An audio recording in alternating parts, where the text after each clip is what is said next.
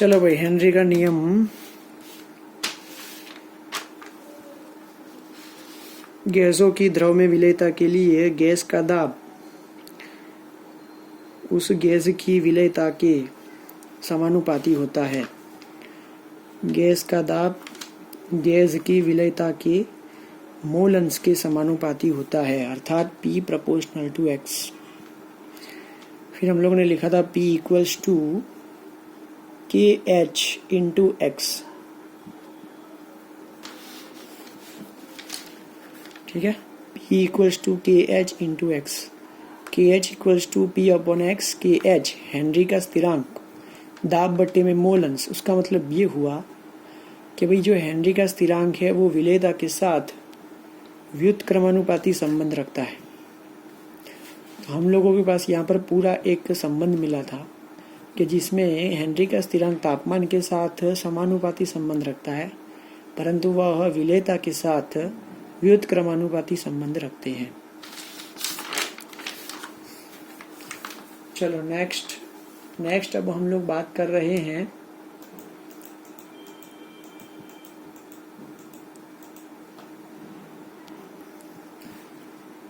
अरे नेहा, वो आवाज बंद कर दो भाई, सबके नाम है, वो अटेंडेंस लेने को नहीं बोला है, एक एक करके नाम बोल रहे हैं। जो आता है वो आने दो, आवाज बंद कर दो। चलो भाई, नेक्स्ट जो है वो हमारे पास एक सवाल है उदाहरण नंबर 2.4।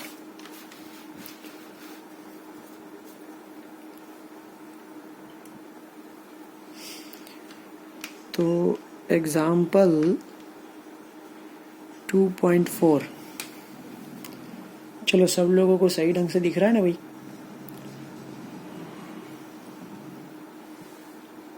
यदि नाइट्रोजन गैस को 293 केल्विन तापमान पर पानी में से पसार किया जाए तो 1 लीटर पानी में कितने मिलीमोल नाइट्रोजन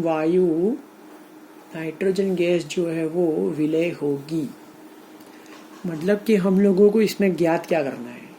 हम लोगों को ये ज्ञात करना है कि भाई 1 लीटर पानी में कितने मिलीमोल नाइट्रोजन, मतलब कि हम लोगों को नाइट्रोजन के मोल ज्ञात करने हैं।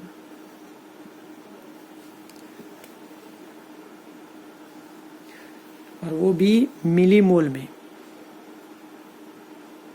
ठीक है, चलो उसके बाद आगे लिखा है, ऐसा हम लोगों को मानना है कि भी नाइट्रोजन जो है वो 0.987 बार आंशिक दाब बता रहा है। आंशिक दाब का मतलब क्या होता है? आंशिक दाब का ये मतलब होता है कि वह उसका खुद का दाब है, वह उसका खुद का दाब। किसका? नाइट्रोजन का। कितना दिया गया है? 0.987 बार। आंशिक दाब का मतलब उसका खुद का होता है। नाइट्रोजन के लिए 293 केल्विन तापमान पर हेनरी के नियम का स्थिरांक, तो हेनरी के नियम का स्थिरांक हम लोगों को दिया गया है, हेनरी का स्थिरांक दिया गया है KH 76.48 किलो बार। अब बार यहाँ पे जो दाब है वो सिर्फ बार में है, जबकि जो हेनरी का स्थिरांक है वो सिर्फ वह किलो बार में है। तो हम लोगों को उसको किलो बार में से बार में कन्वर्ट करना पड़ेगा। That means multiply by 1000।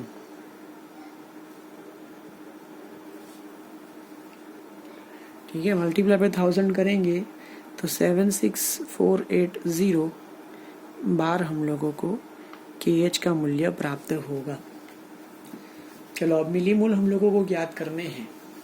देखो, मोल ज्ञात करने हो तो द्रव्यमान बट्टे आणवीय द्रव्यमान चाहिए, परंतु हमारे पास यहाँ पर कुछ भी ऐसा नहीं है, ना द्रव्यमान दिया है। हाँ, आणवीय द्रव्यमान तो हम लोग ज्ञात कर सकते, लेकिन हमारे पास द्रव्यमान नहीं है। लेकिन हमारे पास एक हिंट है। क्या हिंट है? कि हम लोगों ने अभी हेनरी का नियम पढ़ा। हेनरी के नियम में 3 चीज़ें थी। हेनरी का नियम होता है एक प्रेशर, फिर होता है KH और होता है मोल अंश।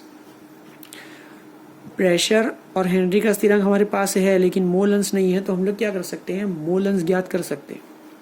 और मोल अंश से हम लोगों को मिलीमोल या मोल प्राप्त हो सकता है। तो हम लोग पहले लिखेंगे मोल अंश। तो पहले हम लोग लिखेंगे हेनरी के नियम के अनुसार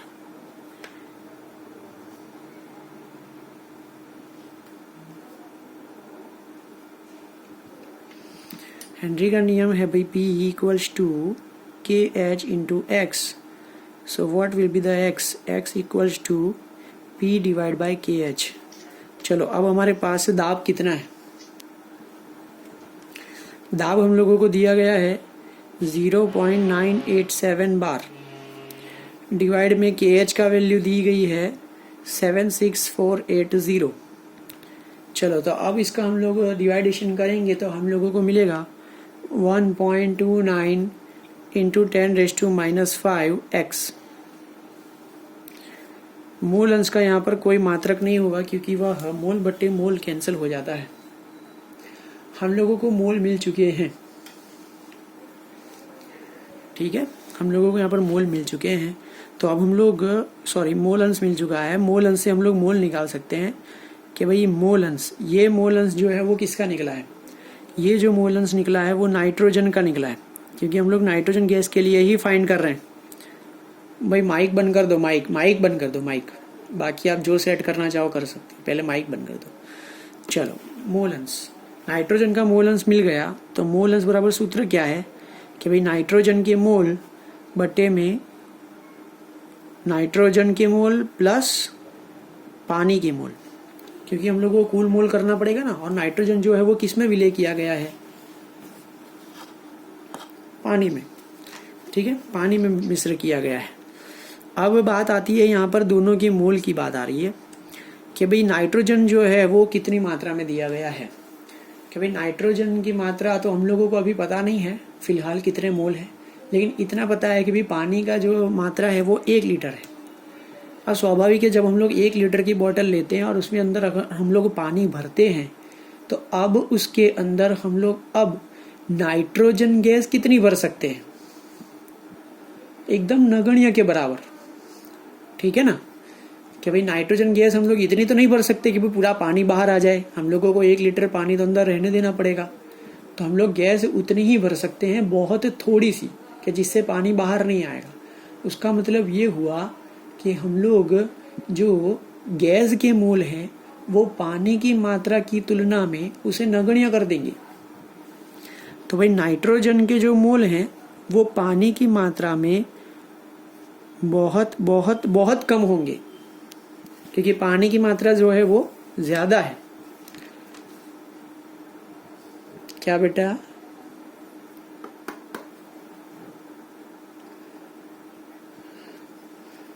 बाकी सब लोगों को दिख रहा बेटा?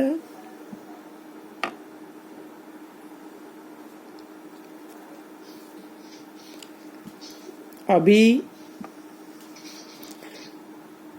बोलो, बोलो अभी,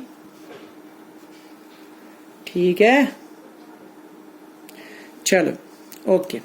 चलो गैस के मोल जो है वो पानी के मोल की तुलना में बहुत कम होने से हम लोग उसे नगण्य कर देंगे। अर्थात अब स्टेप ये बनेगा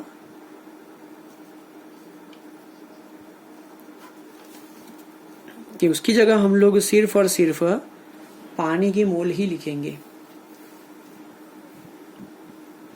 किसके मोल लिखे जाएंगे? सिर्फ और सिर्फ पानी के मोल ही लिखे जाएंगे। चलो अब हम लोगों को ज्ञात क्या करना है? ज्ञात करना है कि भाई नाइट्रोजन के मोल, तो क्या होगा यहाँ से नाइट्रोजन के मोल को सूत्र का कर्ता बनाएंगे तो ये सामने जाएगा मल्टीप्लिकेशन में, ठीक है। तो x नाइट्रोजन के मोल अंश गुणे में पानी के मोल। देखो अब आप लोगों को इतना तो याद कर ही लेना होगा कि जब हम लोग 1 लीटर पानी लेते हैं तो 1 लीटर पानी के अंदर पानी के मोल हमेशा 55.55 मोल होते हैं, ठीक है।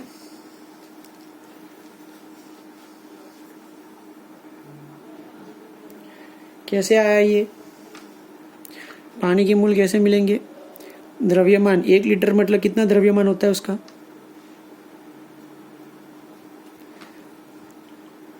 ठीक है, बट्टे 18 कर दो। ग्राम प्रति मोल, ठीक है ना। पानी के मोल आप लोगों को इस तरह से मिलेंगे, 1 लीटर मतलब 1000 ग्राम होता है, क्योंकि 1 लीटर में 1 किलोग्राम होता है और 1 किलोग्राम में 1000 ग्राम होता है। ग्राम ग्राम कैंसिल हो जाएगा, मोल बचेगा।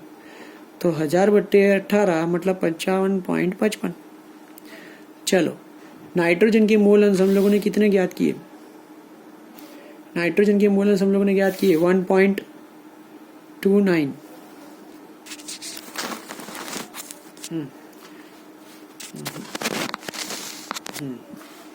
चलो 1.29 इंटू 10⁻⁻5 और पानी के मोल हैं 55.55 या 5, कुछ भी लिख सकते हो, ठीक है। तो मल्टीप्लिकेशन करने से हम लोगों को मिल जाएगा 7.16 इंटू 10⁻⁻4 मोल, ठीक है। चलो, तो ये मोल मिला। हम लोगों को जवाब में मोल ज्ञात करने थे, परंतु मोल किस में चाहिए था हमको? मिली मोल में। तो मिली मोल में कन्वर्ट करने के लिए उसे हम लोग क्या करेंगे? मात्रक छोटा करेंगे तो वैल्यू जो है वो बढ़ जाएगी, ठीक है। तो हम लोग ऐसा करेंगे भाई कि 7.16 इंटू 10⁻⁻4, तो मोल को अगर मिली मोल में कन्वर्ट करना है तो हम लोग इस तरह से लिखेंगे कि भाई 1 मोल बराबर 1000 मिली मोल होता है।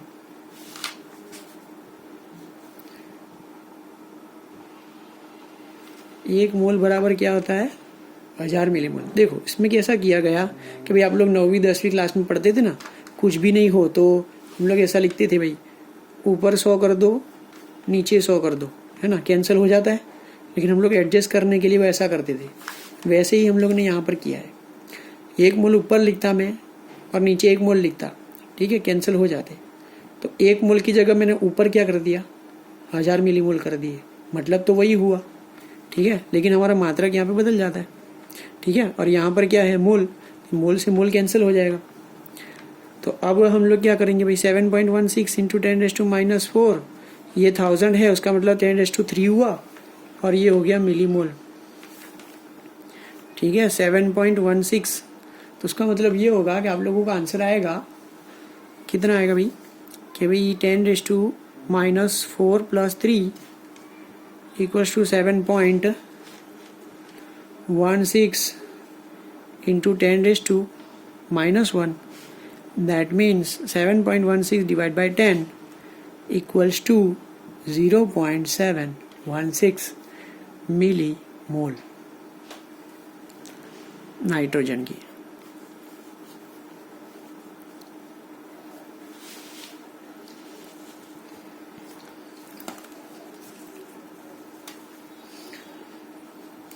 ठीक है, तो हमारे पास एक नियम का इस्तेमाल करना था, हेनरी का नियम, जिससे हम लोगों ने पहले नाइट्रोजन के मोल अंश ज्ञात किए। नाइट्रोजन के मोल अंश में हम लोगों ने फिर मोल ज्ञात किए। इस न्यूमेरिकल में 2 चीज़ें ध्यान रखनी है, एक तो हेनरी का नियम इस्तेमाल हो रहा है और दूसरा कि हम लोग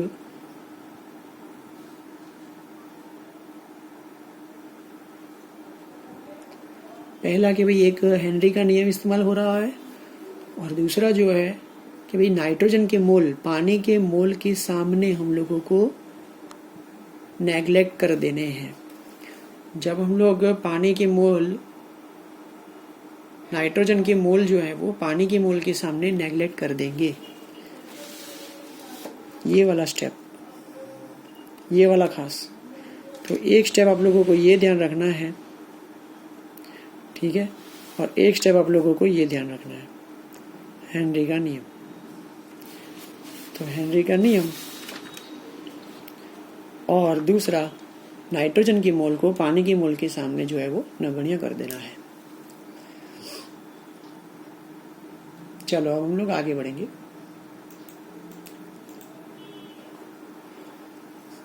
हेनरी का जो नियम है वो हम लोग काफ़ी जगह इस्तेमाल कर सकते हैं, वो आप लोग थियरी में पढ़ सकते हो कि कहाँ कहाँ इसका उपयोग होता है। कि अगर आप लोग सोडा वाटर में कार्बन डाइऑक्साइड की मात्रा बढ़ाने के लिए हम लोग दाब बढ़ा देते हैं, जिससे कार्बन डाइऑक्साइड पानी में बढ़ जाता है। दूसरा, जो लोग डाइविंग करते हैं, स्कूबा डाइविंग कहाँ होती है भाई? पानी के अंदर, ठीक है ना।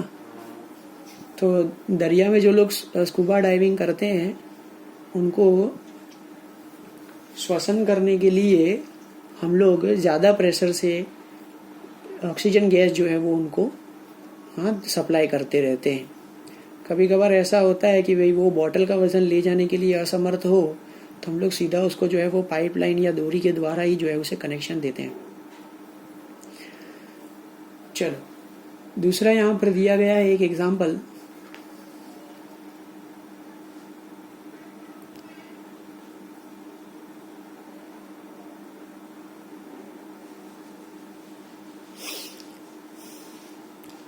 आप लोगों को मैंने टेक्स्ट बुक दिया है, आप लोग टेक्स्ट बुक में देख सकते हो।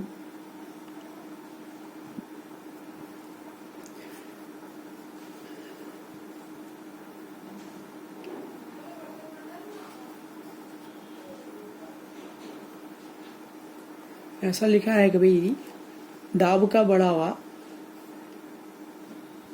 खून में वातावरणीय गैस की विलेयता बढ़ा देता है, जिससे स्कूबा डाइवर जो है वो जब सतह पर आता है तब धीमे धीमे दाब घटने लगता है। यह गैसों को वह मुक्त करता है, जो खून में नाइट्रोजन के बबल्स बना देता है। और इस तरह से जब बबल्स बनेगा तो वह खून की नलियों को वो क्या करेगा? ब्लॉक कर देगा। और इस तरह से वहाँ पर बैंड देखने को मिलते हैं, जो उसके जीवन के लिए काफ़ी जो है वो नुकसानदेह हो सकता है। इसीलिए जो प्रेशर होता है, वो प्रेशर हम लोग हेनरी के नियम के अनुसार संतुलन में रखते हैं। यदि ये संतुलन बिगड़ गया तो वो जो स्कूबा डाइवर है उसको जो है वो नुकसान हो सकता है। तो ये आप लोग चीज़ें जो है वो पढ़ लेना, ठीक है।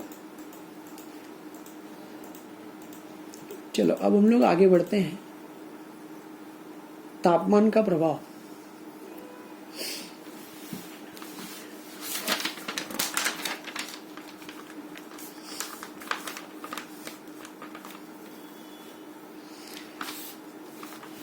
अगर हम लोग किसी भी गैस को द्रव में विलय करते हैं तो तापमान का प्रभाव में क्या असर देखने को मिलेगी?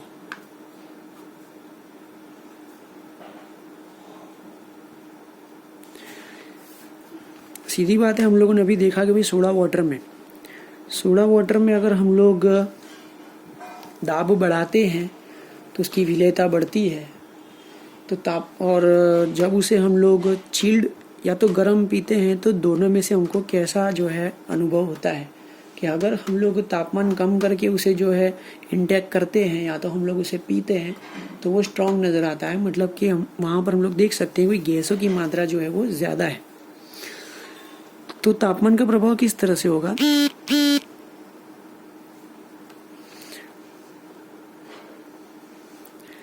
तापमान और गैसों की द्रव में विलेयता, ये दोनों एक दूसरे के व्युत्क्रमानुपाती होंगे। अगर आप लोग तापमान बढ़ाते हो तो गैसों की विलेयता जो है वो कम होगी, और तापमान घटाते हो तो गैसों की विलेयता जो है वो बढ़ जाएगी। अर्थात दोनों एक दूसरे के कैसे होंगे? व्युत्क्रमानुपाती होंगे।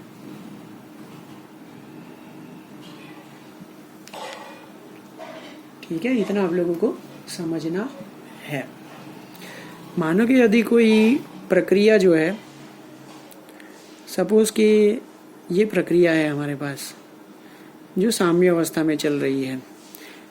मैंने आप लोगों को इसका उदाहरण बताया था कि जब हम लोग कोई भी गैस को द्रव में विलय करते हैं तो उसमें साम्य अवस्था कैसे स्थापित होती है। 11th में मैंने आप लोगों को साम्य अवस्था चैप्टर में बताया था कि अगर हम लोग बॉटल लें, बॉटल के अंदर पानी भरे, उसके अंदर हम लोग कार्बन डाइऑक्साइड गैस को भर दें और ऊपर से जो है वो बॉटल को जब बंद कर देंगे तो गैस जो है वो ऊपर की सतह में देखने को मिलती है।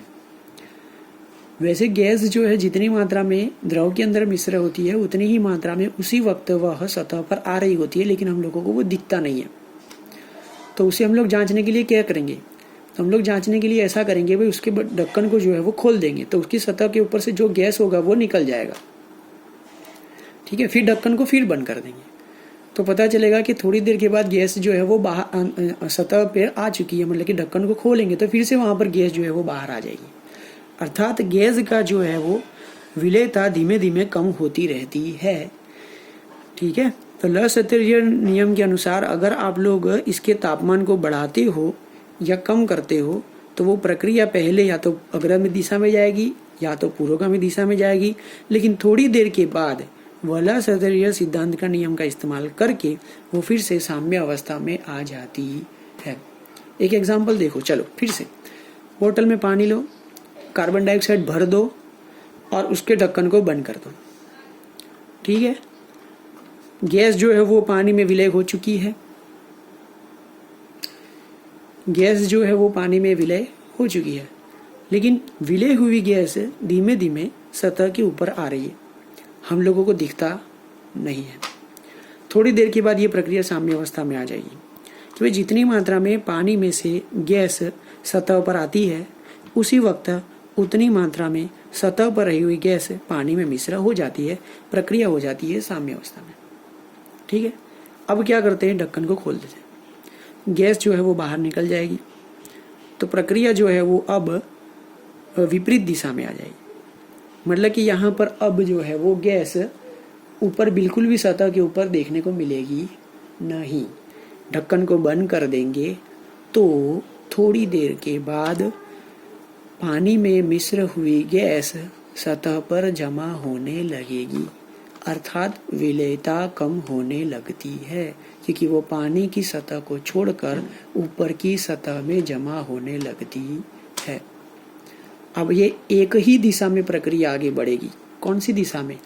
गैस जो पानी में मिश्र हुई थी वो अब धीमे धीमे सतह पर आने लगती है।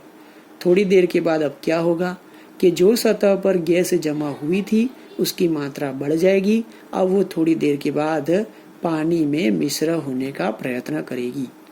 अब प्रक्रिया जो है वो गतिशील साम्य अवस्था में आ जाएगी।